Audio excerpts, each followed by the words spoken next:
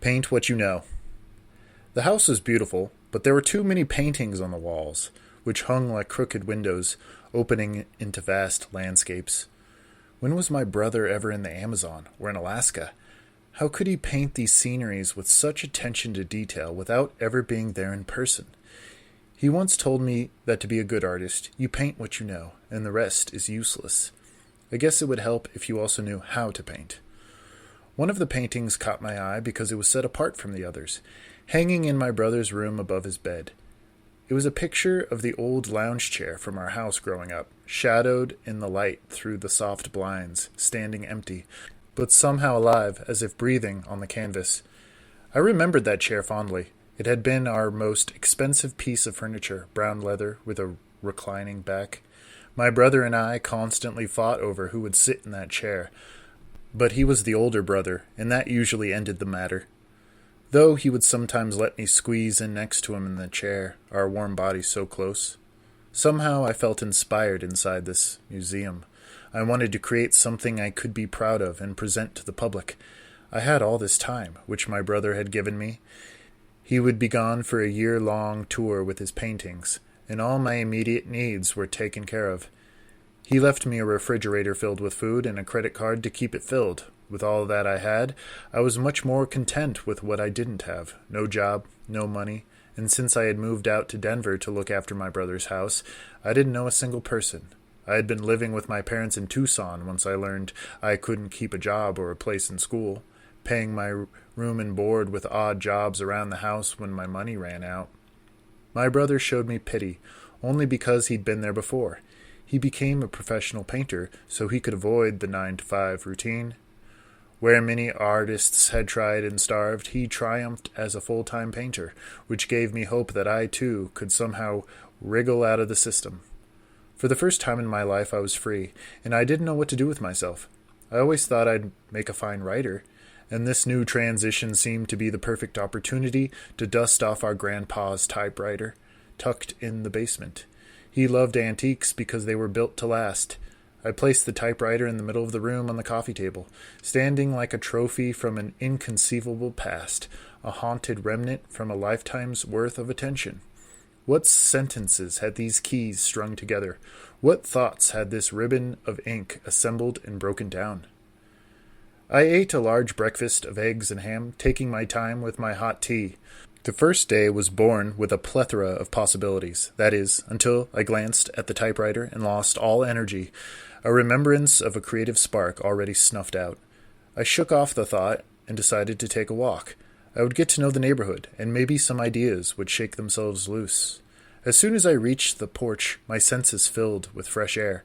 It was so intoxicating. It mimicked that of a marijuana high, and I felt like collapsing to the concrete of a light head. I panned the length of the street and did not allow my eyes to catch on anything standing. I found myself blurring my vision. Through that nauseous screen, I could see the outlines of houses, standing before a halo of sunlight, beige giants with dark eyes. I wasn't sure if this could be categorized as the American dream, although it did have its own pleasant air. I did like the quietness of the neighborhood, and the fact that not even the trees stirred in the new morning.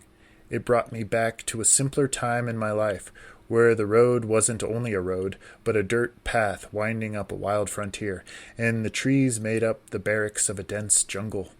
For a long second I was drunk on a childlike nostalgia, and when it passed, I felt a hungry pang for that lost state of mind. I realized I could never get it back. Then my vision cleared, and I was back on my brother's porch, staring at the large house across the street.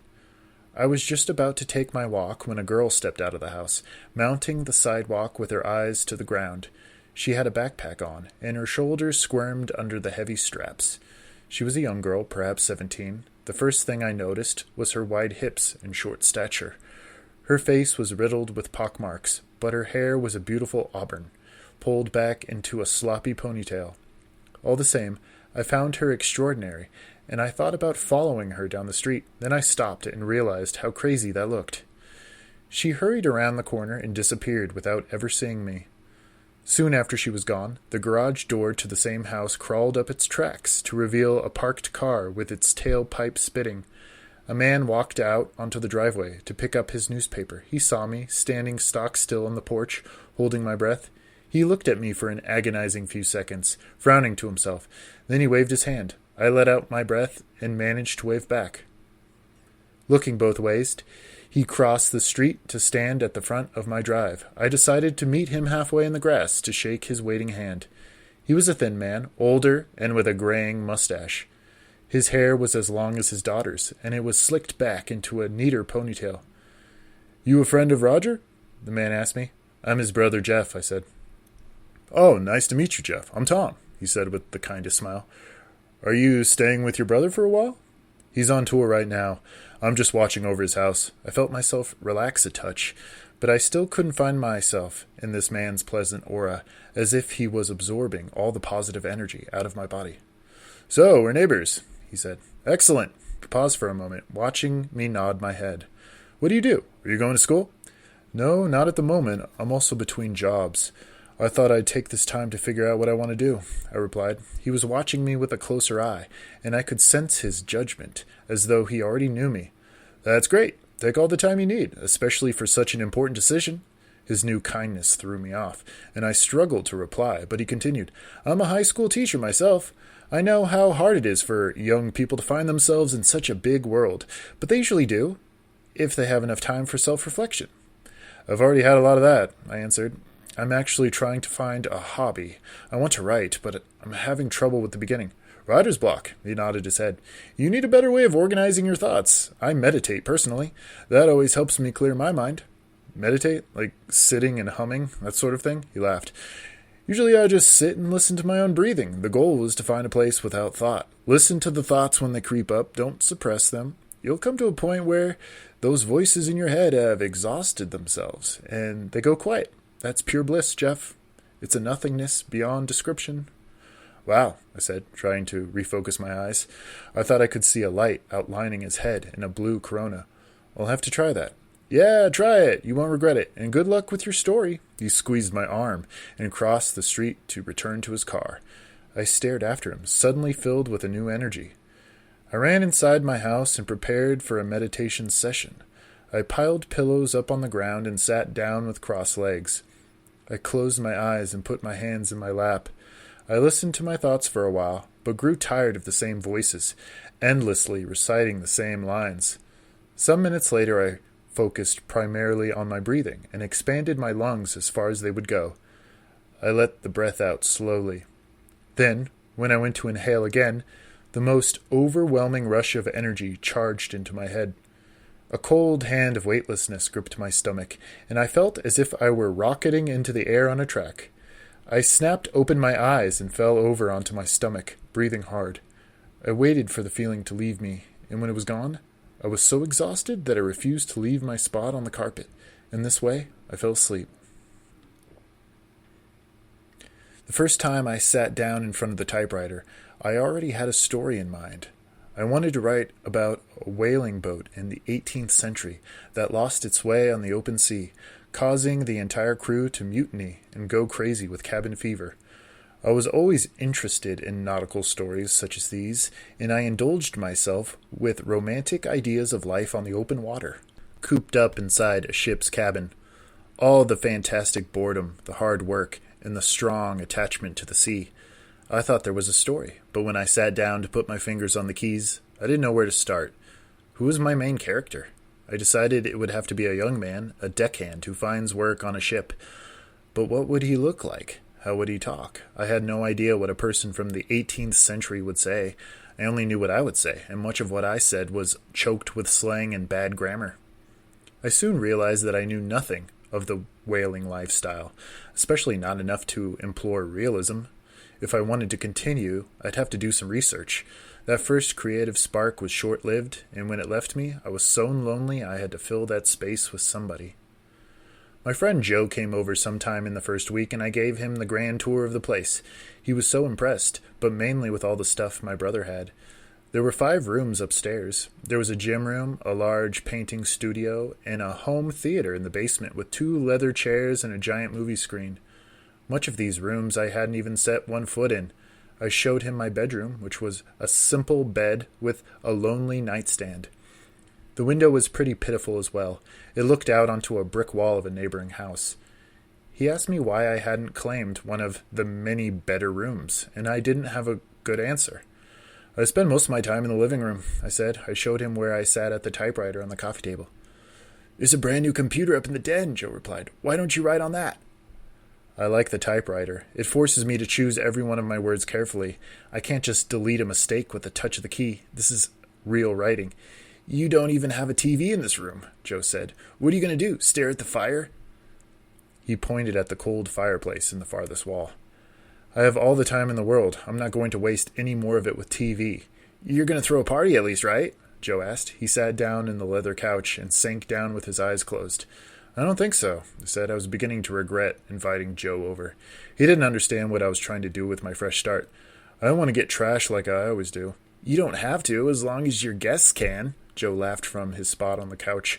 He took out his glass pipe and started to load it with green bud. I'll think about it, I said. Without ever asking my permission, he flicked his lighter and hailed deeply from his bowl.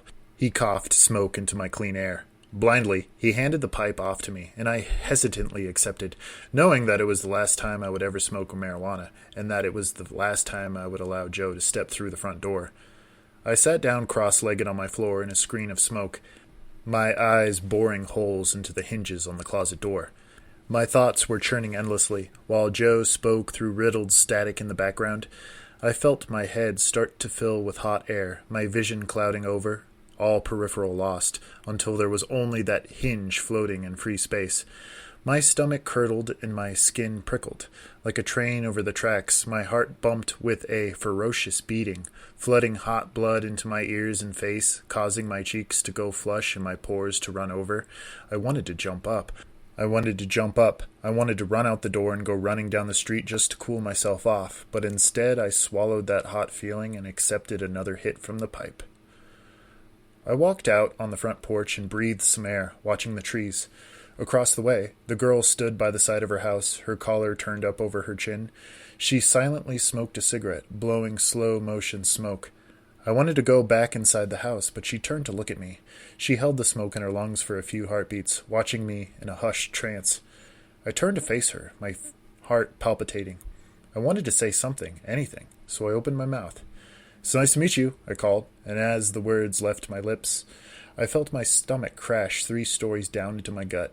I wanted to turn around on my heels and storm inside without another word.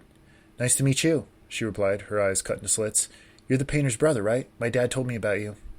Yeah, that's me, I said, from the same spot. How old are you? 23, she raised her eyebrows. Really? Have you been to college? I went for a semester, I said. I'm no good at school. I hear you, but I bet the parties were pretty cool. I nodded again, completely indifferent. That's cool, she said. I don't know anyone in college. So are you going to graduate this year? I asked, crossing the street. Next year, she said. But I can't wait. College will be great. No parents. Goddamn. Is it just you and your dad? For as long as I can remember. Shit. This is the only time of day I get apart from him. He's a teacher at my school, but he usually stays late. That's why I'm smoking out here. If he knew I smoked, he'd kill me. I won't tell, I said. She laughed. Thanks. She put out her cigarette on the brick wall and then pocketed it. An awkward silence overcame us as I struggled to force my head to the surface, but instead I sank deeper and deeper. She put her hands in her pockets and kicked the rocks at her feet. Well, I'll see you around, she said. She turned around to leave. A thought struck me between the eyes, and I had to spit it out. What's your name? I called. She stopped, looking at me with a smile. Christy. And yours? Jeffrey. Jeff. She nodded and walked through her front door. I stood there for a short time, and then folded back into my house, suctioned by the pressure of the front door. Some days passed, and I hadn't written a thing. I had the name of my main character and some minor descriptions. He would be prone to seasickness, but he wanted to be a sailor nonetheless. I wasn't fully convinced this made any sense, so I decided to ruminate on it for a little longer. I was sleeping a lot. It got to the point where I was out for 14 hours at a time. I liked to wake up at night and look at the dimly lit street, knowing I was the only one awake on my block. There was something magical about that. I played with delightful fantasies of the last man alive, where I was the hero of my own story. I thought about writing it down, but those drives had a negative effect on me. I couldn't abandon my nautical story, not without writing a single page. This depressed me further, and all daydreams were put on hold. I waited up all night for someone to visit or call me. It didn't matter who. Even Joe would have been a welcome change, yet nobody called. I didn't eat or sleep. I glued myself in front of my front window and watched the shadows move across my street, the street light gradually growing brighter and brighter. The house across the street became a strange fascination for me. I looked at the windows, waiting to see if a light would turn on or if Christy would flit by. I paced around the house for a while, walking in and out of rooms, thinking intensely. I was wondering what I should do. Boredom was greatly affecting me.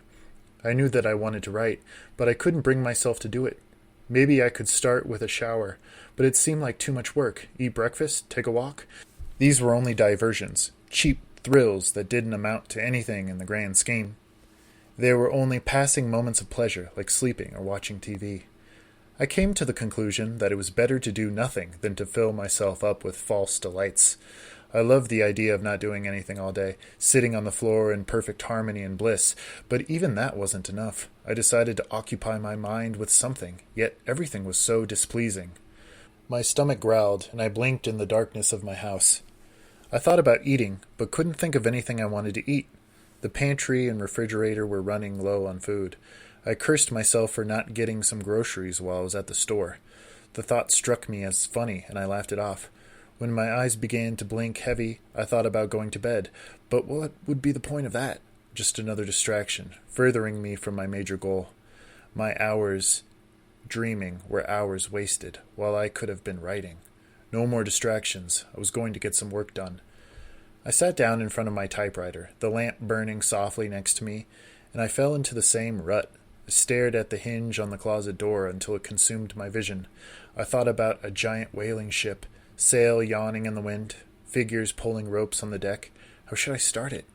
Every word had to be premeditated, like plots on a graph. If I were to make a mistake, it would stare at me hatefully from the white paper, cursing me for my error. I broke away from the typewriter and looked outside. I noticed that Tom, the high school teacher, had his garage door open, and his car was parked inside. It was probably 2 p.m. Why was he home? I didn't even know what day it was. Maybe it was the weekend. I needed to talk to someone and get my mind off the project.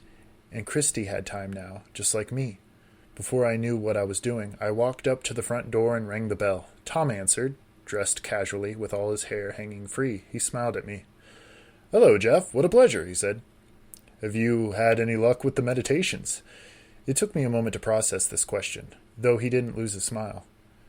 "No, I don't have the mind for, mindfulness," I replied hastily. "None of us do, really," he said. "The point is to work for it." I wish it wasn't so much work. Only that which is truly worth something takes a lot of work. His last statement made me want to cringe, spoken by a true high school teacher. I had to give him points for trying, but I'd heard this all before, and I understood that only I could initiate change into my own life. Too bad I was such a sore learner. "What will mindfulness bring me anyway?" I asked. "What won't it bring you?" "It will allow you to notice the signs in life or the moments of inspiration," he explained. "These moments of inspiration are when you are profoundly present in the moment and can see everything for what it is. You will see with time slowed down that you're the writer of your own life, and there is only one decision to be made. Indecision no longer exists when you—" "I actually wanted to speak with Christy. Is she in?" I interrupted. His smile fell, and he looked at me with his mouth open. "Oh, well, yes, she is. Hold on." He left the door open a crack as he left to retrieve her. She appeared in the doorway with her brow furrowed. I smiled, and she did not return it. I could recognize some fine beauty in her face, in her straight nose, her wide eyes, and her thin lips, though her heavy makeup only seemed to accentuate the pockmarks on her face. She was beautiful. "Hey, Christy," I said. "I was wondering if what are you doing tonight?" The last statement came out more like a demand than a question, and she withdrew a step. "I'm busy tonight," she said slowly. "But what were you thinking?" "Oh, I don't know. I have time. We could do anything." "What do you want to do?" "Anything." I shrugged my shoulders. She looked at the floor, considering. I was actually thinking of seeing a movie, maybe tomorrow night, she offered. You interested? My face dropped. A movie. Which movie? The Heist, she replied with exclamation. I looked at her questionably. You don't know it? The one with George Raymond? They only play a commercial for it every 2 minutes. I don't watch TV, I said. Wow. Why go to a theater when I have one in my basement? My brother has a huge collection of films and a popcorn machine, I said. You have a home theater? She was truly impressed. That's really cool. I might have to check that out.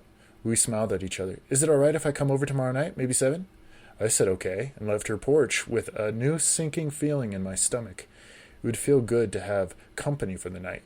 But at the same time, I was in a frenzy of thought. Did this girl like me? What was I getting myself into exactly? I didn't find this girl attractive at all, though the thought of putting my fingers in her hair truly heated my blood. Was it possible that I was going on a date? She was 17 and I was 20. Strangely enough, that didn't seem to matter. I entered the house to see what I would wear tomorrow night. Though I didn't shower or shave, I wet my hair and greased it back with gel. Then I raided my brother's closet and dressed myself in a clean collared shirt and slacks, some 3 sizes too big for me. I looked at myself in the mirror and realized how ridiculous I looked. My thin frame was so obvious, even in such roomy clothes. Only the mirror could show me who I really was, even though I had food in the fridge and a roof over my head. I was a homeless man. The mirror never lied. I woke up once in the middle of the day and poked my head outside. I'd lived there in my brother's house for almost a month without leaving the driveway. That day I decided to explore the neighborhood without direction. If I got lost, I'd just have to keep going. How lost could I get, really? All I had to do was return to the house before 7 to meet Christy for our date. That was plenty of time, and I didn't have anything planned, of course. I put on my sneakers and a sweatshirt and walked out into the bright sunlight. It was colder than I remembered. Was it fall already? I walked down the street, wonderfully content. I looked up at the faces of the houses and smiled at them in greeting. I laughed at the squirrels as they scratched at the trees, and barked at a lazy dog lying flat on his porch, ears perked at me. My legs rippled with pleasant energy, the first exercise they'd gotten in so long. It was nice to be the only person on the street, to have that moment to myself. I came to the end of one block and decided to walk up the next. The familiar neighborhood quickly yielded to a busy street with a small length of sidewalk. Unease suddenly came over me. Cars flashed by with such immense speed and noise. Instead of turning around, I hurried forward, hoping the street would come to an end soon. My feet ached, and there was a hitch in my lower thigh that hurt my knee when I bent it. I thankfully found a shopping center I could escape to and lost myself in a parking lot cramped with cars. I sat at a bench in front of a grocery store and crashed hard, massaging my leg. As I bled into my own background, I did some people watching. I watched a homeless man in a long overcoat pick through the cigarette butts on the street. He would reach his blackened hands into his coat and extract a baggie already filled with cash cigarettes. He stopped to scratch his patchy beard, mumbling under his breath. As he chanced closer to my bench, I fantasized about this person, wondering what I would do if I were homeless. I decided that to be homeless was the ultimate freedom, with some great sacrifices, no job or responsibilities. There was only the primal urge to survive. But I wondered why this man wasted his time picking up dirty cigarette butts when he should be focused on his next meal, or where he was going to spend the night. When he came within earshot of me, I told him the cigarettes wouldn't help. I was shocked to have even spoken. I never spoke to strangers on the street. He raised his head at my voice and seemed to nod my way. "Oh, I know, but they busy my hands," he told me. "They're so bad for you, though," I said. He shrugged. "It doesn't matter much anymore. Nothing I do is healthy." "But you're free." He didn't seem convinced. "I'm still restricted to the confines of my body. That's not freedom." "Well, we're all confined to our bodies, aren't we?" I pressed. I couldn't help but feel like this was a game. "Yes. I don't think any of us know true freedom. Humanity must redefine freedom to understand," the man said, sitting back on his haunches, right there on the sidewalk, his eyes focused with a new concentration. "I'd say freedom is the escape from control," I said. "Right now, I'm living it. I have no job, no real responsibilities. Beside looking after my house, I don't have to pay for. I don't have to worry about food or shelter. If that isn't free, I don't know what is."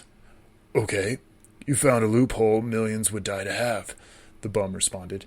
And as long as you're happy, maybe you are free. But control runs deeper than paychecks and your social security number. There are expectations, fears, and longings that control the mind. If the mind isn't free, then nothing is. These subtler forms of control are enforced by other members of our society, neighbors, and family. We are sheep keeping each other in line. How can you tell if your mind is free? I don't think it can be. Not with our limited perspective, the bum said, holding up a cigarette butt. My mind will be free the moment I can change this piece of matter. As pure consciousness, I have the power to either reinforce the shape of the cigarette, which I'm already doing, or I can change it. I'll have to stop the world, which is no easy feat. Stop the world? Just know that everything you see, everything you experience, is subject to conditions, brought on by an outside agreement with every person on this planet. There is not much choice in this reality, but it is possible to peek past the veil and see the whole picture. I think it's like stepping back from a painting. I could stop this world by seeing this cigarette for what it really is, as fluid shape and potential. It is an extension of me in this universe. So we're slaves. Maybe it's volunteered slavery, maybe not. What the hell is it all for? I asked. To understand limitation and overcome it.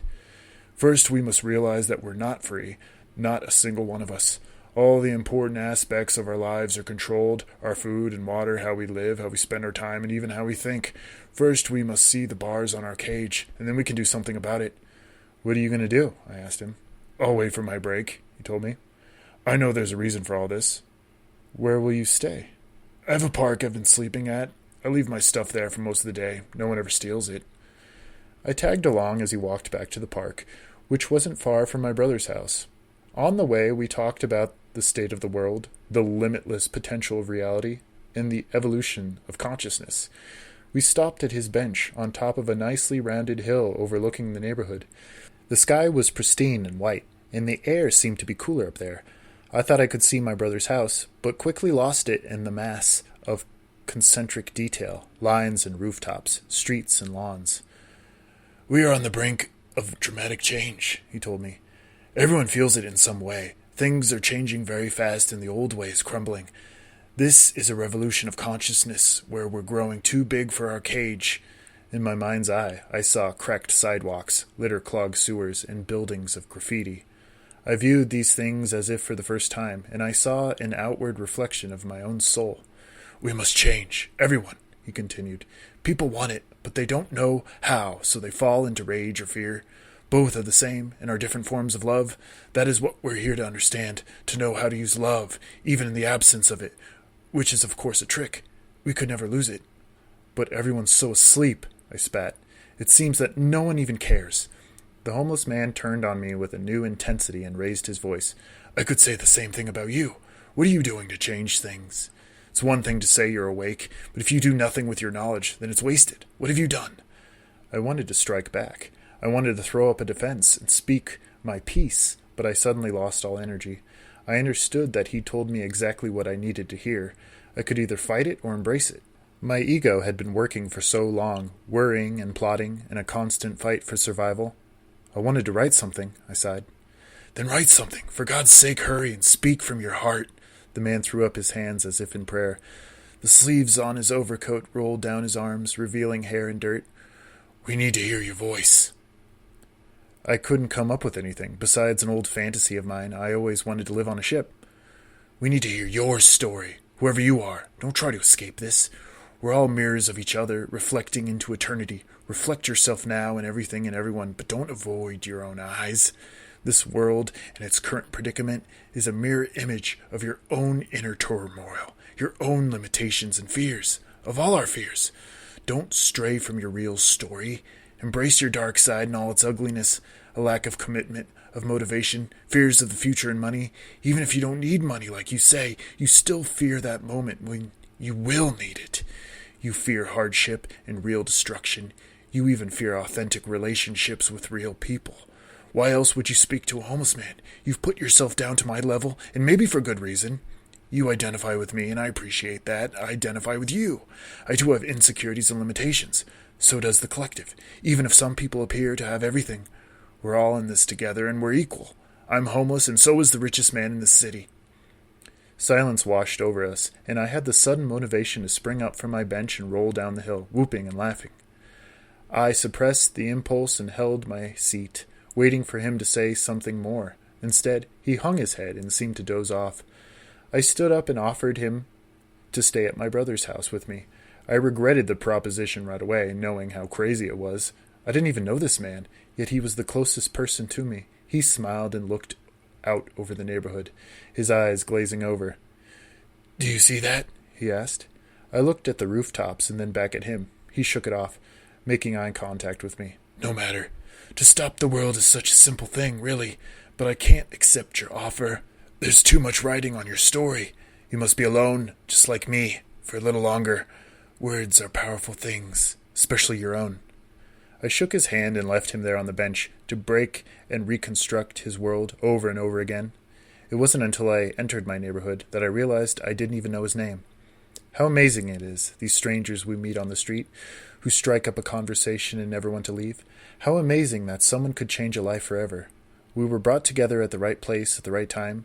I recognized the logic behind my reality of everything in my life, a pattern that I could see, even though it was just another form of control. I felt grateful it was there. My body ached, and I dragged my sorry self back to the house, just as the sky darkened overhead. The houses took on a macabre ugliness, shadows crawling across dark windows. I hated them intensely. I wanted to trade places with that bum, taking refuge in the park under the trees instead of under a hollow roof, breathing the same stale air, alone, for a little longer. That night I planned to sit down and write, but what was I going to write? I had no clue. I figured it would just come to me. All I'd have to do was write my own story, whatever that was. Before getting to work, I stepped outside to look at the stars for some inspiration. I felt thoughtful, with a pleasant peace of mind. I breathed in the air and spent some time focusing only on that. I smelled smoke on the breeze and gazed across the street. In the shadows clinging to the side of my neighbor's house, I saw a red light burn and then blink out. That was when I remembered my date with Christy. I was supposed to meet her at the house at 7 for the movie, but I had completely forgotten. The homeless man had kept me longer than I would have expected while Christy stood on my porch in vain, knocking away at an empty house. I didn't even think. I stepped off my porch and followed the light like a bug. I watched Christy materialize out of the darkness, leaning back on her elbows, her knee bent so that she stood on one leg, like a bird on a roost. She did not move as I closed the distance between us. "I feel horrible," I told her. "I'm sorry I wasn't home. I got tied up with something." She shrugged, but I could tell she cared. "It's all right, man. Maybe some other time." "Yeah, some other time," I said distantly. "You know, this is how I keep meeting you. Hiding out here in the shadows. Your dad can't be that bad." I thought she might take offense to my statement, but she shrugged again, tapping the end of her cigarette. "He's fine. I just like being on my own," she replied. "I know what you mean. Solitude is something holy, and also something utterly terrifying. I don't know which side I've settled on yet, but there is something empowering about being alone, like no one else matters, at least for a while." I looked up at the stars. "It's just me and myself, and that's the most difficult relationship of all. When most people can't stand their own company, they surround themselves with other people. But none of it means anything if you don't even know who you are, you know? I feel like everything else is bullshit. Who am I? I need to figure out that before anything else, and I think it's the final test, the last obstacle. If I can accomplish that, then I'm set. I'll be present. Until then, I'll be alone." She watched me quietly, waiting for more, but I didn't know how to continue. "Then you've caught me again," she laughed, somewhat nervously. "I know it's a nasty habit." "Can I bum a smoke?" I asked her. I stopped with one foot in the grass and the other on the pavement. Her arm extended on cue with the carton and an orange lighter. I didn't even smoke, but I couldn't second-guess myself now. I placed the cigarette on my lower lip as I flicked the lighter. I could hear her breathing there in the shadows, though she didn't speak. The cigarette must have been in her mouth because it burned like a red eye. I handed the items back and filled my lungs with smoke. My lungs quivered, threatened to burst, then relax, and I exhaled a cloud over the stars. "I forgot your name," she finally said. I realized that I had been silent for almost a minute, breathing in and out. "That's okay," I replied. "It's Jeffrey." "That's right. Sorry." I watched the red eye glow and then spark, spitting ashen flakes. For only a moment, the air caught fire, and the side of the house burst into light. I saw Christy as a snapshot image in my mind, black and white like a picture. Her skin was so white and pale, almost translucent, and I could see every feature on her body, every pore and cell. I realized that she was the light source, skin sharp and crystalline. I blinked my eyes and the light show ceased. I smelled her breath on the wind. I thought about the homeless man and his cigarette butts. I looked at the cigarette between my fingers, and it went out. I didn't think this to be strange, even though it seemed highly unlikely, and Christy noticed as well. I dropped the roll of paper and ground it underneath my sneaker for good measure. She tried to offer me another cigarette, but I said no thanks. "It must be boring over there," she said, motioning across the street. "My dad says your brother doesn't even have a TV." I laughed and nodded my head. "All I have is a typewriter." "Are you a writer?" Her head perked up with interest. "I like to write, you know, mostly poetry." "I'm not a writer," I said from far away. Part of me had already separated from my body to return to the house. "I'm not really sure who I am. I only know I'm here, and that's comforting. To wake up in the same place every morning is nice." Her cigarette continued to burn in the dark, and I smiled. "It's nice." I said good night and went home. Like a sleepwalker, I plopped down in front of the typewriter without a second thought, suddenly tired. I didn't know how I could write under such exhaustion. I remembered my fingers touching the keys, and I was gone. I blinked my eyes and pushed away from the table. There was a stack of paper in front of me, and the pages were no longer blank. They were far too many words for me to count. I looked at my clock, and 3 hours had passed. Where did the time go? Where did I go? I looked back at my words and tried to gain some amount of sense. It was like trying to decipher a dream. I only knew that my mind was clearer, just like in the morning after a good night's sleep. I didn't care to read what I wrote, at least not yet. I thumbed through the stack of pages. These pages. It was the first story I had ever written, and certainly the longest, and it was mine. I paced around the room in excited circles, as if, on some lovely drug, I had done it. I had my story. It didn't even matter that I had no one to share it with. I dreamed that I went to the park to see if I could find my friend, but he was gone, and so was his stuff. I thought about waiting for him, but decided to explore the paths in and around the park, deep in thought. I returned home and found the door standing open. Inside, every painting in the house lay smashed and scattered on the floor, bits of glass crunching underneath my shoes. I heard crying in the living room and watched my brother plant his foot through one of the frames. His clothes hung off him in loose rolls. I could see his bared teeth and sweaty bangs. His entire face was wet with tears. I pulled him away from the wall and listened to his story, which he managed to tell through fits of heated temper. "They didn't understand my work," he cried. "I'm trying to show us a perfect world. I paint both the mundane and the sublime. Balance. The sofa is good and bad, colored with sad memories and happy simplicity. It's just one thing, a vehicle, a symbol of infinite potential, good, bad, and everything in between, and it transports you. It expands consciousness. Can't we see paradise when it's staring us in the face? It's here now. What will it take?" He buried his face in his hands and appeared to disappear.